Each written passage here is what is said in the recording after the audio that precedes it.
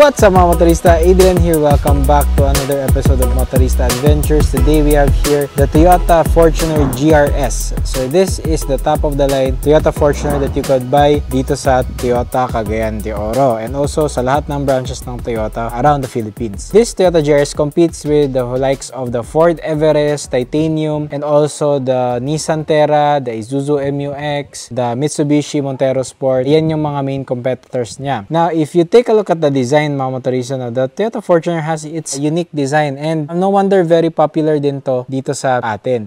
Now, yung mas popular pa nito is yung limited. So, mas marami akong nakikitang limited kesa GRS. Maybe that's down to some of the features na wala dito sa GRS. So, I'll let you know mamaya kung ano yung mga features na yan. So, if you're new to this channel mga motorista, please hit the like button and subscribe na sa ating Motorista Adventures na video. So, let's start sa kanyang exterior. Now, as you can see, this Toyota Fortuner GRS is priced at 2,514,000 Philippine pesos and also has one color only. So, yung color nito is pearl white, two-tone siya, and yung difference nito sa ating LTD is dito sa side. Now, sa LTD natin, this is not painted. This is like parang plastic material na matte. Now, it's painted, no? It has a different shade if you compare to the white pearl sa ating body talaga. Dito sa harap, again, it still looks like the LTD, of course. Dito sa ating headlights, these are all LEDs. Meron siyang front sensor and then yung ating fog light is also LED. Yung Toyota logo natin is recessed dito, which houses also the radar sensors. Meron tayong front camera. Now, if we take a look at the lower bumper, different din siya tignan sa ating limited. Yung limited natin parang mas maliit yung part na to. Dito sa ating GRS, mas pinalaki siya. As you can see, meron siyang straight line here. Now, it's very evident if you look at the GRS like this, no? Kitang-kita mo talaga, it's a little bit different sa harap. And meron tayong GR na badging. So, meron din tayong gloss black na lip dito sa kanyang lower bumper. So, moving on to the side, makita natin na si GRS has a unique wheel, no? So, if you want distinct wheels mga motorista, kung gusto mo maiba sa lahat ng mga Fortuner na tumatakbo, this is the way to go. Although meron siyang plastic, pwede ko siyang tanggalin. Ayan. So, I can show you the wheels. So, looking at the wheels sa ating Fortuner GR Sport, as you can see, it has a unique wheel design. So, gloss black with a gunmetal finish dun sa harapan. And yung tires natin is a Bridgestone Dweller Highway Terrain. This is rim 18. And also, since GR Sport to, you have the GR na brake caliper. And malaki din yung ating disc rotor. And dito naman sa ating shock, you have the monotube shock absorber. Different din siya sa ating limited. Those are the non-monotube na shock. Although marami din nasasabi na matagtag pa din si Fortuner until this model year, basing on what I've seen on the videos who tested this model as well. But yeah, that's the suspension setup. Now moving on to the side, you have this gloss black din na side mirror. Meron tayong camera sa ilalim, LED turn signal lights, and then smart entry pa din siya with engine push to start. Meron blacked out na step board.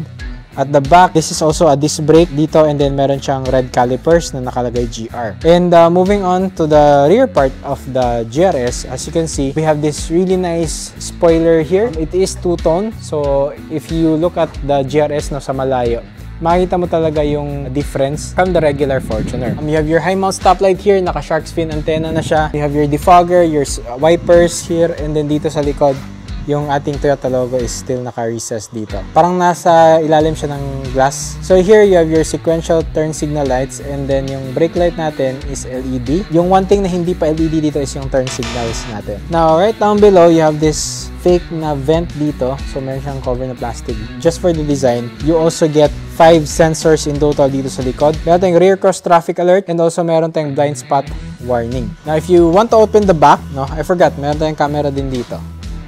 Press nyo lang to, naka-powered tailgate siya.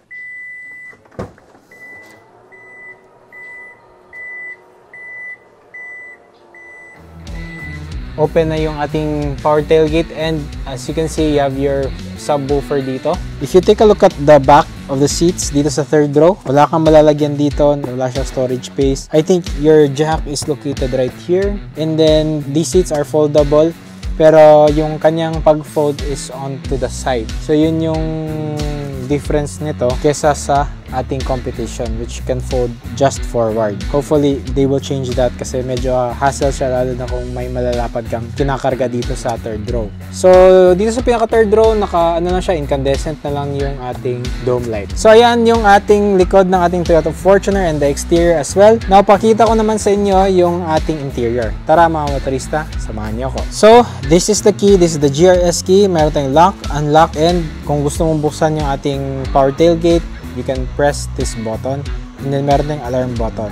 So it's a really nice key. Again, special key for the GR Sport models, no? Hilux and Fortuner. So buksan natin siya. Ayan. Okay, so dito tayo sa ating doors. As you can see, meron tayong leather dito, red stitching, soft touch material, and then this is parang gunmetal finish here. So I wish na soft touch din itong upper part na to kasi very convenient, no, na yung elbows mo nakarest dito kasi medyo mataas yung ating mga seats, no? So saktong-sakto siya dito sa ating upper part, but this is plastic material, no, that looks like leather. Another thing that's really nice dito sa ating GRS inside is the addition of JBL audio system. So I think the JBL audio system is also available sa ating limited na Fortuner. So hindi sila nagkaka-differ. One thing that differs here is the steering wheel. So pasok tayo sa loob. So this is the steering wheel sa ating GR Sport. One thing na na-notice ko sa kanya, mga motorista, is yung ating steering wheel meron siyang red stitching on the side, and then meron tayong red strip here. Now a refresher, no, meron siyang paddle shifters dito, 6-speed automatic transmission itong Fortuner natin, and then yung engine ito is the 2.8 liter turbo diesel engine. This makes about 204 PS of max power, and then yung torque nito is 500 Newton meters, which is not bad for this segment, no. So parehas lang sila sa ating Ford Everest, no. If you compare the competition, same lang sila,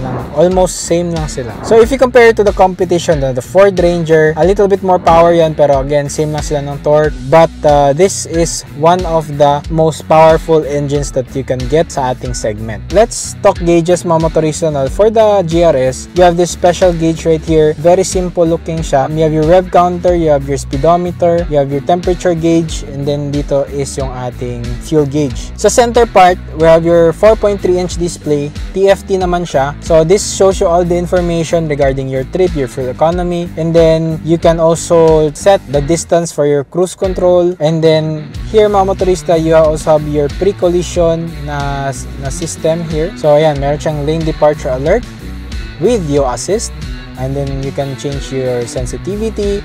Yan, meron din tayong way warnings, way sensitivity. So you can change a lot of things, no. So pre-collision system meron din, you can adjust as well. Meron din siya mga sensitivity, blind spot monitoring on, rear cross traffic alert on. Aside from that, you have your power tailgate settings and blind spot monitoring settings. Adaptive cruise control, you just press this button here pag nakalagay ready ang radar. Back mo, tapos press this button lang. You can adjust the distance, no? Alright, so tilt telescopic yung ating steering wheel, automatic on-off headlights, and then yung ating wipers is, I think it is rain sensing or intermittent, I'm not sure. Dito naman sa ating dash itself, no, it's the same dash that we've seen on the Fortuner for a while now. Meron namang upgrades dito.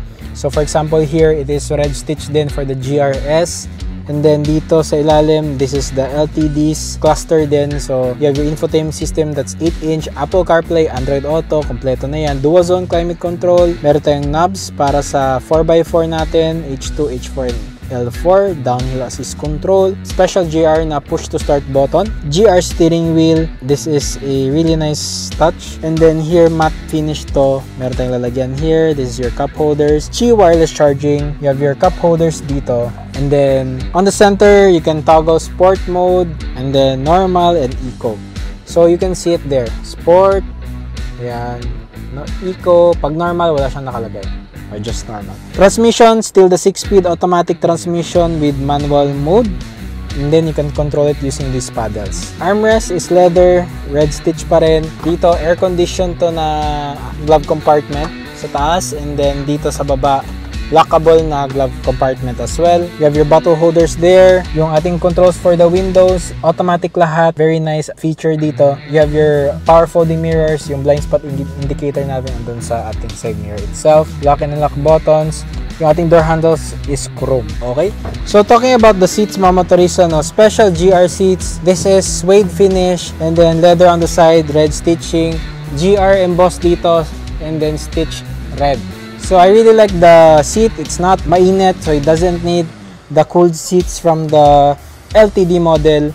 So again, you're paying extra for these stitched materials and these seats. Makikita natin na you have your handbrake, which is traditional handbrake pa din, nothing changed there. This is 8-way adjustable driver seat, okay? And then airbag count is 7. So very safe, see Fortuner. For the LTD and the GRS models, LED na to, yung ating dome lights. You have your sunglass holder, and then auto-dimming rear view mirror na siya. Yun yung sensors natin, just beside the side mirror. Okay, so dito sa third row, you can see that again, still the special seats from the front, no? Same lang sila. You have your armrest and very spacious dito sa likod ng ating Fortuner GRS. 2.1 amp outlets na USB. Pwede mo ilagay yung phone mo dito. And dito sa taas natin, you have your air vents. Very nice. And then digital na fan speed adjustment. And still LED dito. Now, if you want to go to the back, no, I'm not gonna go to the back anymore, mga motorista. No, I have another video of this, same lang to GRS, other Fortuner models, no.